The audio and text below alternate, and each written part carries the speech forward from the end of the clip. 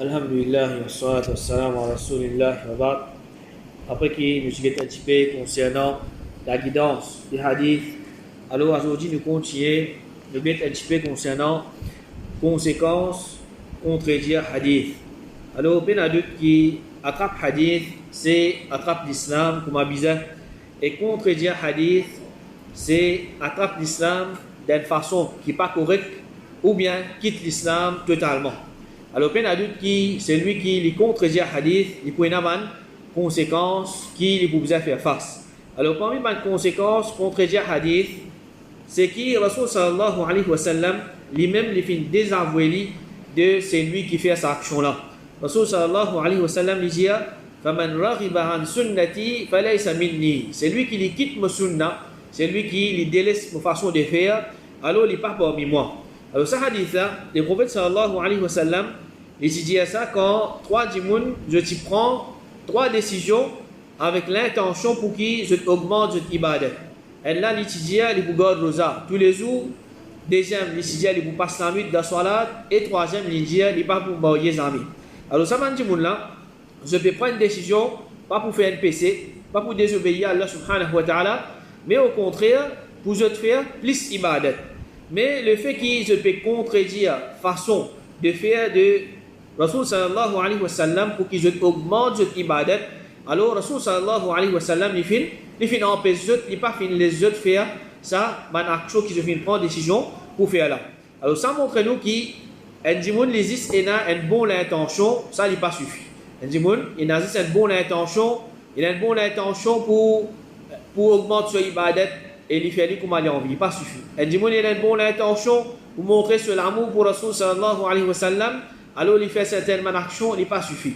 Mais tout ça là, il vient en conformité avec Sunnah Rasul sallallahu alayhi wa sallam. Alors ce qui est important là-dedans, c'est comment le prophète sallallahu alayhi wa sallam, il fait une cause dure à l'encontre de sa manne-là, quand je peux contredire ce Sunnah, il peut dire, il n'est pas parmi moi, c'est lui qui li contredire mon sunna. Alors, comme a dit le prophète sallallahu alayhi wa sallam, il peut dire, il n'est pas dans mon équipe, il n'est pas dans mon équipe, il n'est pas ensemble avec moi, ou bien il n'est pas parmi mon vrai suiveur. Alors, il y a doute qui ça, c'est une mauvaise nouvelle pour celui qui peut contredire sunna Rasul sallallahu alayhi wa sallam. Et comme ça même dans le Coran, Allah subhanahu wa ta'ala, il peut avertir nous pour ne pas délaisser hadith le prophète sallallahu alayhi wa sallam, sinon nous pouvons être un esclave de nos passions. Allah subhanahu wa ta'ala dit فَإِن لَمْ يَسْتَجِيبُوا لَكَ فَاعْلَمْ أَنَّمَا يَتَّبِعُونَ أَهْوَاءَهُمْ. Si maintenant je ne pas répondre à l'appel, connais qui maintenant peut simplement suivre cette passion. Alors Ibn Qayyim rahimahullah dit tout ce qui le messager pas fin vient avec ça, il faut partir de la passion. C'est-à-dire tout ce qui le prophète sallallahu alayhi wa sallam n'est pas enseigné, un dimoun il peut mettre en pratique. Alors ça c'est ce passion, c'est ce désir. Alors c'est pour ça que Banu Ulama je t'appelle ban bidati ahlul ahwa, c'est-à-dire ban qui je suivent je passion. Alors normalement ban bidati qui je faire, je quitte hadith Rasul sallallahu alayhi wa sallam. Alors normal quand je vous quitte hadith le prophète sallallahu alayhi wa sallam qui je vous suis je passion, je vous suis je désir, et c'est ça même qui Allah subhanahu wa ta'ala pervertit nous. Ban qui je pas répondre à l'appel, c'est-à-dire ban qui pas suivre de sunna. Alors ça là c'est man qui je peux venir un esclave de cette passion, je vais obéir cette passion, je désire. Alors c'est lui qui les contredit sunna Rasul sallallahu alayhi wa sallam de pouvoir un esclave de cette passion, et ça aussi c'est un déshonneur pour sa djimoun là. Et parmi les conséquences contredire hadith le prophète, c'est qu'un djimoun dans le dunya même il peut subir déshonneur. Allah subhanahu wa ta'ala il peut déshonorer sa djimoun là et il peut faire sa djimoun là vivre dans une bassesse. Comme Rasul sallallahu alayhi wa sallam dit وَجُعِلَ الذِّلَّةُ وَالصَّغَارُ عَلَى مَنْ خَالَفَ أَمْرِي. L'humiliation et bassesse réservée pour celui qui contredit mon ordre. Alors un hadith qui est clair, si nous vous réfléchissons là, nous vous trouvez qui peut appliquer grand prêt, qui peut montrer nous qui c'est aujourd'hui beaucoup de musulmans je peux vivre dans l'humiliation et la bassesse. Et parmi les raisons principales c'est je suis loin avec Sunnah Rasul sallallahu alayhi wa sallam. Et ce hadith là c'est un preuve. L'humiliation et la bassesse réservée pour celui qui contredit l'autre. C'est lui qui contredit Sunnah Rasul sallallahu alayhi wa sallam. Alors il peut vivre dans l'humiliation et la bassesse. Alors il y a doute qui si un musulman je suis pour trapper Sunnah Rasul sallallahu alayhi wa sallam, faut Je dis pour rapprocher avec Sunna, le prophète, je ne pas pour besoin faire face à ce qui aujourd'hui, je peux vivre là-dedans là. Et ça peut montrer nous encore une fois qui vrai la lutte, c'est-à-dire vrai travail qui nous besoin faire pour qui les musulmans, de situation redressée, c'est engage nous pour faire les musulmans retourner vers Surat al-Mustaqim, faire retourner vers Sunna Rasul sallallahu alayhi wa sallam. Alors combien de monde qui l'objectif c'est pas Sunna le prophète, alors je vous dis une petite contradiction le prophète, seulement nous pouvons vivre si pas khilafa, nous pouvons vivre si pas l'état islamique, nous pouvons vivre si pas telle chose, malgré petite contradiction le prophète donne la vie. Alors pour eux, tout ce qui m'a dit une fois je trouve et dans un désavantage ou bien je peux suivre une passion, alors je dis ça c'est une petite contradiction. Mais quand nous regardons, soi-disant petite contradiction là, pas petit, c'est un grand péché qui comme dit et dans la vie, c'est une grande négligence et je peux dire ça c'est une petite contradiction et je peux travailler qui soit disant pour mettre l'état islamique ou bien pour mettre khilafa. Alors ça n'est pas drôle de ban qui, je t'infinis, diminuer l'importance de Sunna. Sunna pas important dans toute la vie. Alors, n'importe quelle contradiction le prophète prenait dans toute la vie, je vous trouve les petits même. Je vous trouve les petites affaires. Alors, je ne sais pas pour casser la tête avec Sunna, le prophète sallallahu alayhi wa sallam. Et il y en a même qui nous trouvent qu'Allah subhanahu wa ta'ala lui continue des honneurs, ça va qualité du monde là. Et comme ça même, Allah subhanahu wa ta'ala lui dit, فليحذر الذين يخالفون عن أمره أن تصيبهم فتنة أو يصيبهم عذاب أليم. Ban qui je contredit le prophète sur l'autre, qui maintenant je faire attention soit une fitna pour attraper ou bien une punition douloureuse pour attraper. Alors d'après parole, man ulama, fitna ici peut faire référence à shirk.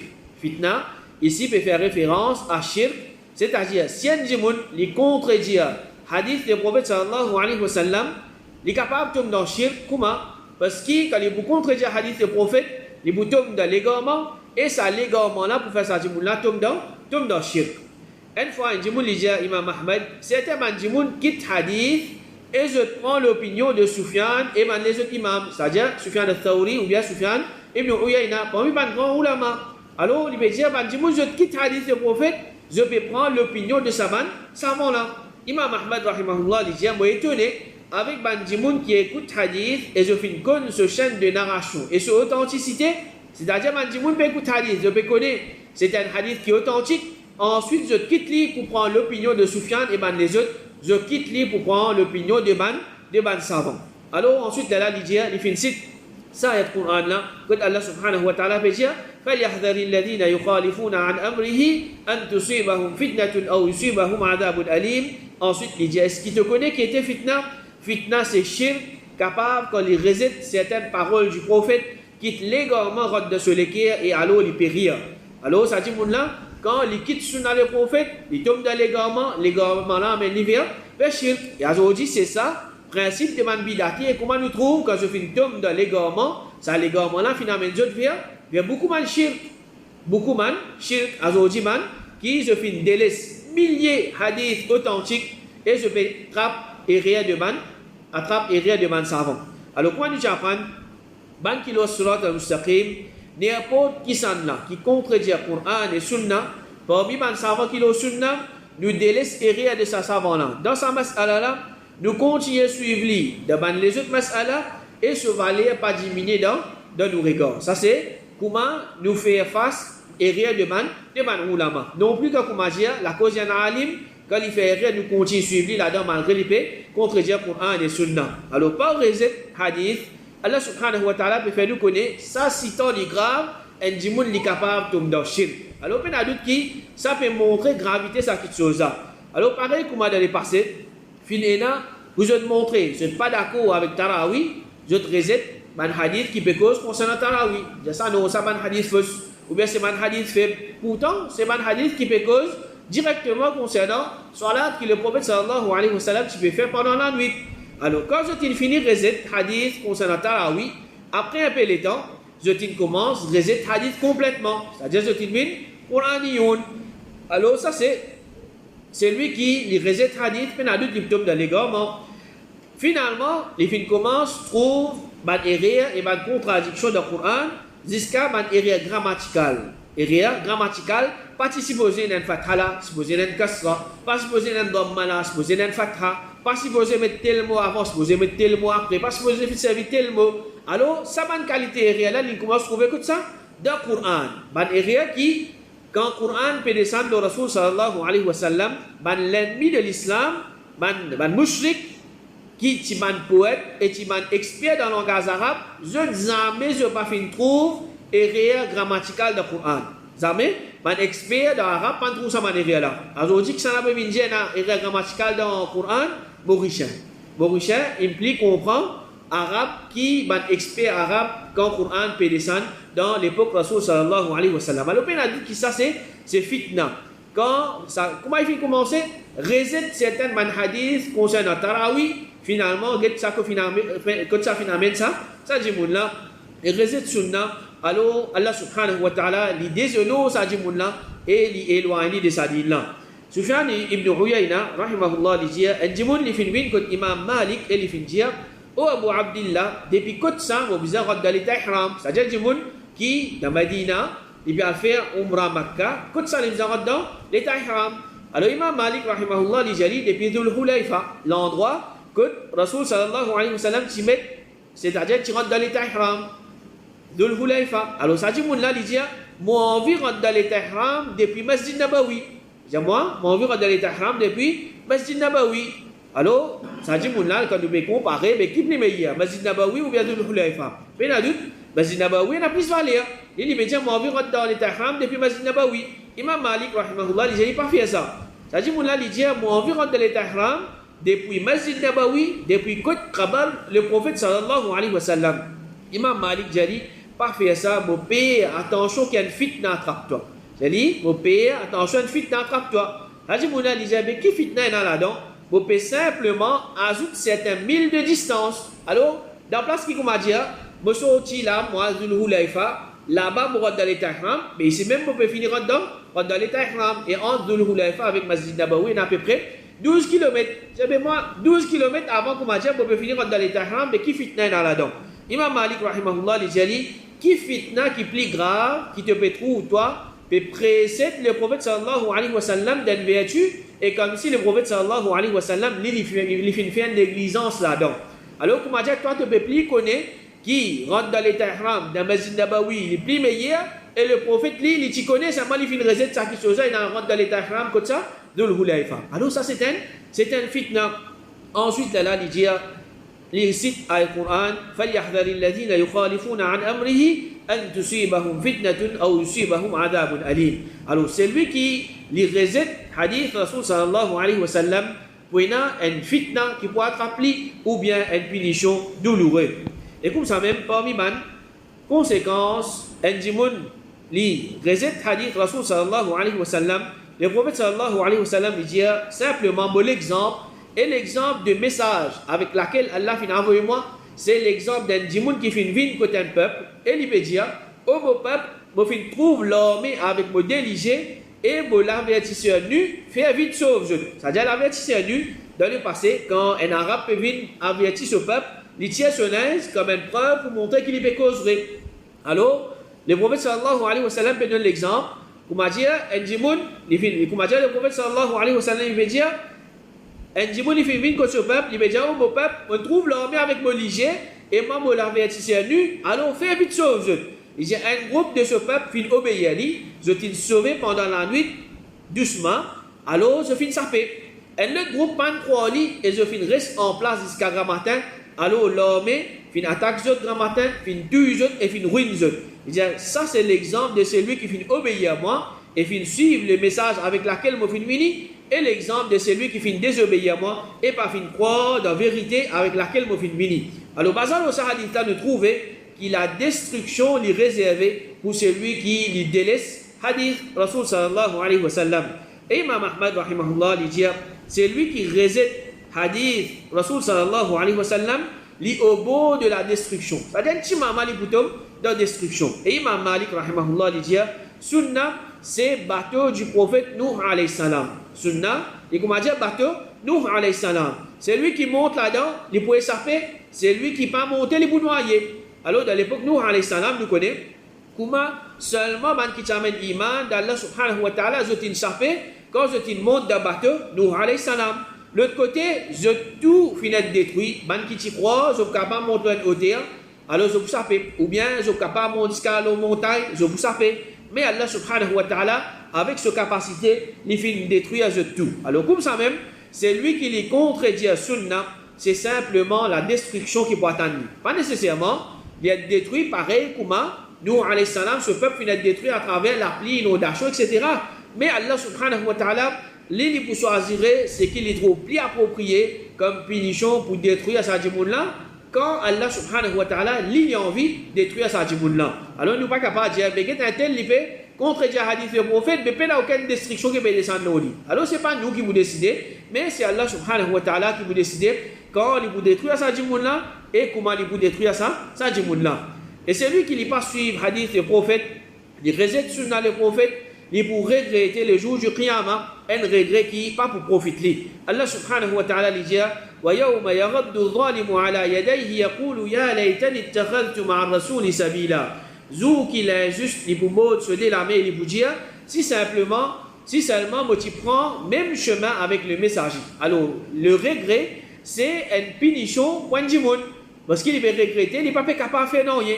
Alors c'est lui qui lui fait délaisse hadith Rasul sallallahu alayhi wa sallam, zou qiyamah, il va regretter, mais il n'est pas capable de faire, il n'est pas capable de faire rien. Et définitivement, c'est lui qui lui délaisse hadith des prophètes, c'est l'égarement qui peut atteindre sa djimoun-là. C'est l'égarement qui peut atteindre sa djimoun-là. Ibn Mas'ud radiallahu anhu dit, si je quitte sunna des autres prophètes, je peux égarer. Alors Allah subhanahu wa ta'ala fin avoy, Rasul sallallahu alayhi wa sallam, pour guider sa peuple là, pour guider l'humanité. Alors on est trop clair pour comprendre n'importe qui s'en là. Il pas suivre le prophète sallallahu alayhi wa sallam, mais il n'est pas pour gagner l'éclairage qui pour guider lui. Il n'est pas pour gagner l'éclairage qui pour guider lui vers le chemin droit. Mais il vous reste dans l'obscurité, il reste dans l'égarement. Abu Bakr radiallahu anhu, il dit, il ne faut pas pour quitter non, de ce qui le messager d'Allah, tu peux faire, excepté qu'il m'a pour faire lui, mon père qui m'a égaré, si moi quitte une petite chose de ce lot. Alors, Abu Bakr radiallahu anhu, comment il comprend ça? Il dit, tout sunna que le prophète fin enseigner ou bien il fin pratiquer, on va pour quitter non là-dedans, pour faire c'est faux, pour mettre tout en pratique. Attention, qui m'a dit, moi égaré si m'a dit, moi quitte une de ce lot. Attention, moi égaré si moi quitte une de ce lot. Alors, c'est comme ça qu'il y a un musulman, les faire c'est faux, reste à apprendre concernant sunna Rasul sallallahu alayhi wa sallam et mettre sunna en pratique de ce la vie. Et ça, hadith qui nous fait citer avant là, que Ibn Mas'ud radiallahu anhu dit, si je quitte sunna le prophète, je peux égarer, alors c'est une partie d'un hadith qu'il peut montrer nous une parmi ma action aujourd'hui qui beaucoup de monde peut faire négligence concernant ça et peine à doute qui ça il peut amener vers l'égarement. Ibn Mas'ud radiallahu anhu il dit, c'est lui qui est content pour qu'il demain il joigne Allah subhanahu wa ta'ala en tant qu'un musulman qu'il y préserve sa bande salat là dans place qu'on invite vers eux.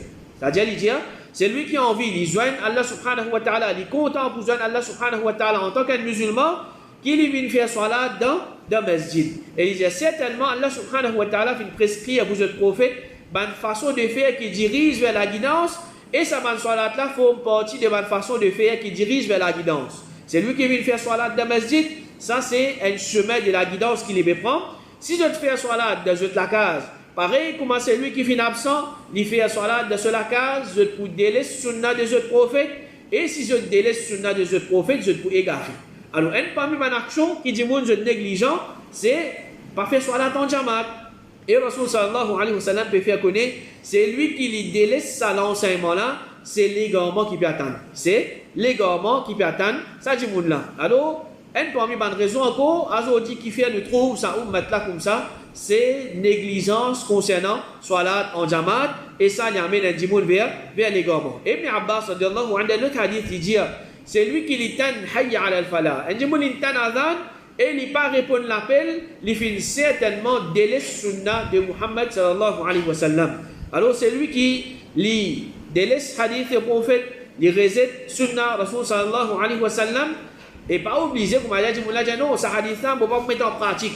Ou bien, on ne pas d'accord avec ce hadith. Non, Zis ça dit moun là, l'enseignement le prophète, il fait les contraires, appelle, il peut délaisser hadith le prophète sallallahu alayhi wa sallam, ou bien il peut contredire hadith le prophète sallallahu alayhi wa sallam, et puis n'a doute qui c'est lui qui lui contredit hadith le prophète, ça dit moun là, sur destination, ça qui se pour amener vers l'enfer. Rasul sallallahu alayhi wa sallam dit, tout mon ummat pour rentrer dans Jannah, excepté celui qui refusait.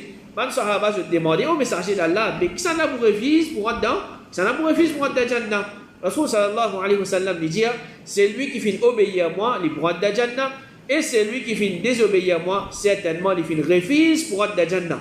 Alors dans ce hadith là, nous comprenons que c'est lui qui n'est pas fait suivre sunna le prophète, il peut simplement refuse pour rentrer dans Jannah, et il peut accepter pour aller dans l'enfer. Comme Allah subhanahu wa ta'ala dit, suis le prophète, tu vas rentrer dans Jannah. Il dit, moi, je ne peux pas envie d'aller dans Jannah, je ne peux pas suivre le prophète. Il dit, moi, je ne peux pas suivre le prophète, je ne peux pas rentrer dans Jannah, je ne peux pas envie de rentrer dans l'enfer. Alors, Allah subhanahu wa ta'ala, il finit de mettre ça qui soit clair et simple pour qu'il y ait des musulmans. S'il a envie d'échapper des légalements, il rentre dans Jannah, il prend le chemin de As-Sirat al-Mustaqim, alors on y suit hadith Rasul sallallahu alayhi wa sallam. Et quand on trouve, comment il est étonnant, comment Azouji Mandimoun, parce que je peux connaître, ça c'est pas un chemin que je peux prendre et amener vers Jannah. Alors comme ça même, nous vous trouve étonnant, quand nous trouvons un djimoun qui peut contredire hadith du prophète sallallahu alayhi wa sallam, soit il ne peut pas mettre en pratique, soit il peut faire les contraires, ou bien il ne peut pas prendre compte, il peut faire négligence concernant ça. Alors, peine à doute qui ça, il bien grave, qui est musulman, il rejette hadith du prophète sallallahu alayhi wa sallam, ou bien il délaisse hadith du prophète sallallahu alayhi wa sallam. Alors, on demande à Allah subhanahu wa ta'ala qu'il est nous pour nous suivre sunnah du prophète sallallahu alayhi wa sallam, comme bizarre, et il protège nous contre contredire petit l'enseignement du prophète sallallahu alayhi wa sallam. Wa sallallahu ala nabiyyina Muhammad wa ala alihi wa ashabihi ajma'in.